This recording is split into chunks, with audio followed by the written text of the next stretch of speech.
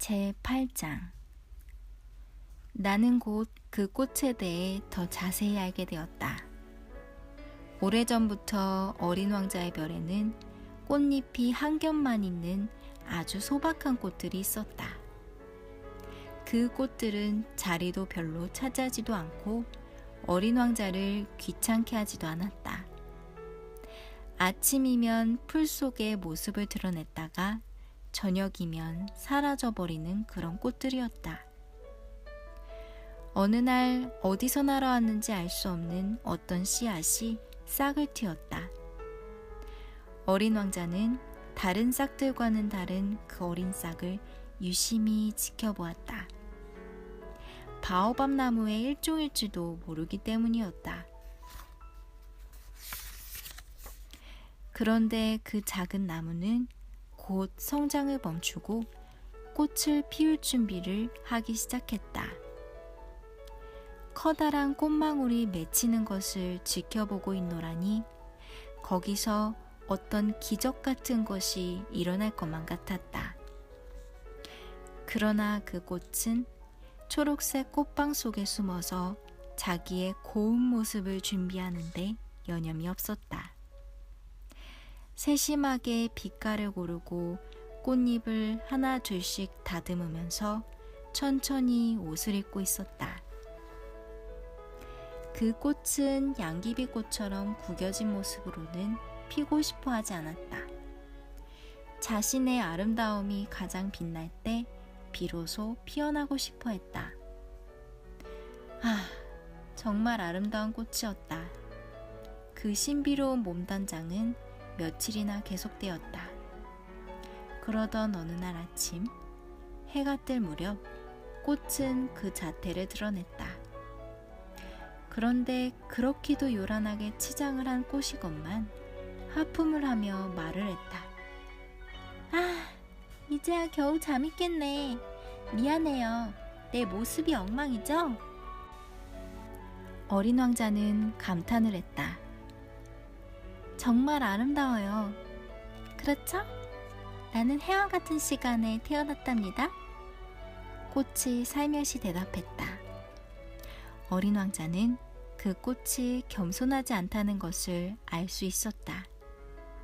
그러나 사람의 마음을 설레게 하는 꽃이었다. 잠시 후 꽃이 말했다. 이제 곧 아침 식사 시간이죠? 제 식사도 좀 생각해 주시겠어요? 어린 왕자는 잠시 당황했지만 물뿌리개를 가져와서 꽃에게 신선한 물로 식사 대접을 했다. 이후 이 꽃은 까다로운 허영심으로 어린 왕자를 괴롭히기 시작했다. 어떤 날은 자기가 가진 4개의 가시에 대해 이야기하다가 어린 왕자에게 이런 말을 했다. 호랑이에게 발톱을 세우고 오겠으면 오라고 해요.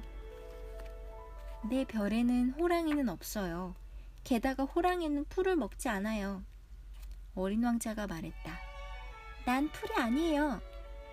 꽃이 대답했다. 미안해요.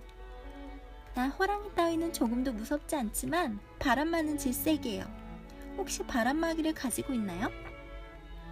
바람이 질색이라니 이 꽃은 꽤나 까다롭군. 어린 왕자는 생각했다. 저녁에는 내게 유리덮개를 좀 씌워주세요. 당신이 사는 이곳은 너무 추워요. 환경도 좋지 않고 내가 살던 곳은... 그러더니 꽃은 갑자기 말을 멈추었다. 자신이 씨앗의 몸으로 이곳에 온 것이 생각났기 때문이었다. 그러니 다른 세상에 대해 알 리가 없었다. 거짓말을 하려다 들켜버린 꽃은 자신의 잘못을 어린 왕자 탓으로 돌리려는 듯 헛기침을 했다. 바람막이를 좀 가져다 달라 했잖아요.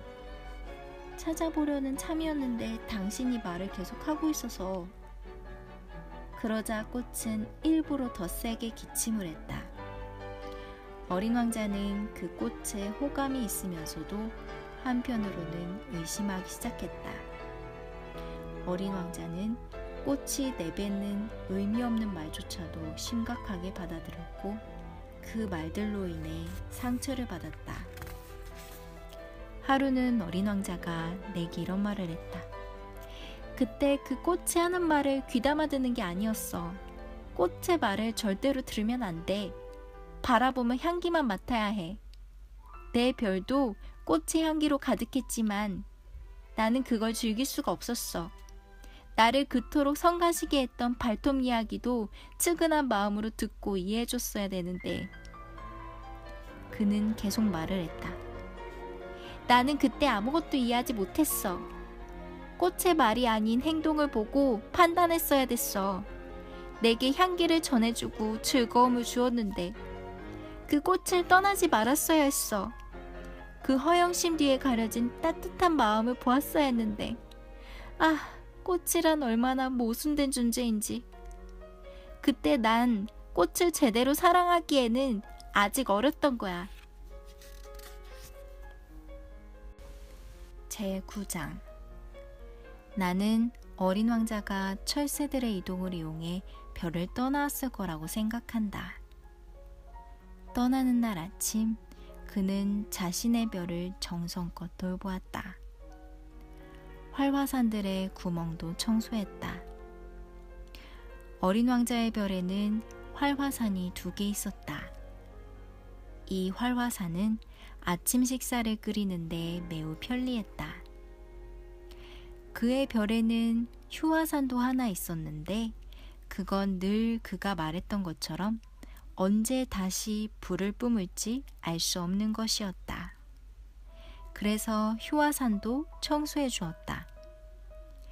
화산들은 잘 청소해주면 폭발하는 일 없이 규칙적으로 부드럽게 잘 타오른다. 물론 지구의 화산들을 청소한다는 건 불가능한 일이다. 그렇기에 지구의 화산들은 우리에게 많은 재난을 가져다 준다. 어린 왕자는 좀 섭섭한 마음으로 바오밥 나무의 마지막 싹들을 뽑았다. 다시는 돌아올 수 없을 거라 생각했기 때문이었다. 그렇게 생각하니 매일 했던 이 일들이 그날따라 유난히 친근하고 다정하게 느껴지는 것이었다. 마지막으로 꽃에 물을 주고 유리덮개를 씌워주고 나니 자신도 모르게 눈물이 날 것 같았다. 잘 있어. 그는 꽃에게 말했다. 그러나 꽃은 대답하지 않았다. 그는 다시 말했다. 잘 지내? 그러자 꽃은 기침을 했다. 물론 감기 때문이 아니었다. 마침내 꽃이 대답했다. 미안해. 나는 바보였어. 그리고 행복하길 바래. 어린 왕자는 꽃이 응석을 부리지 않는 것이 이상했다. 그는 유리덮개를 손에 든 채 멍하니 서 있었다. 갑자기 조용하고 부드럽게 말하는 꽃을 이해할 수 없었다. 나는 네가 좋아. 꽃이 말했다.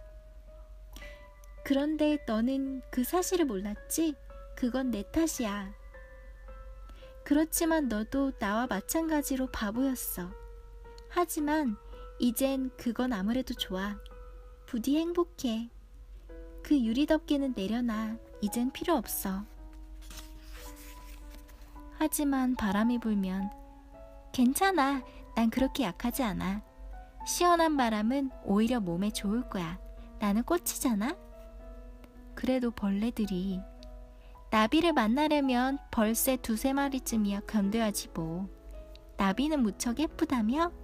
나비 말고 또 누가 나를 찾아주겠어. 너는 이제 곧 떠날 테고 짐승들은 걱정 안 해. 나도 내 발톱이 있거든. 그러면서 꽃은 천진난만하게도 가시 4개를 보여주었다. 그리고는 말을 이었다. 그렇게 우물쭈물하고 있지 마. 신경질나. 떠나려면 빨리 떠나. 꽃은 자기가 우는 모습을 어린 왕자에게 보이고 싶지 않았던 것이다. 그만큼 자존심이 강한 꽃이었다.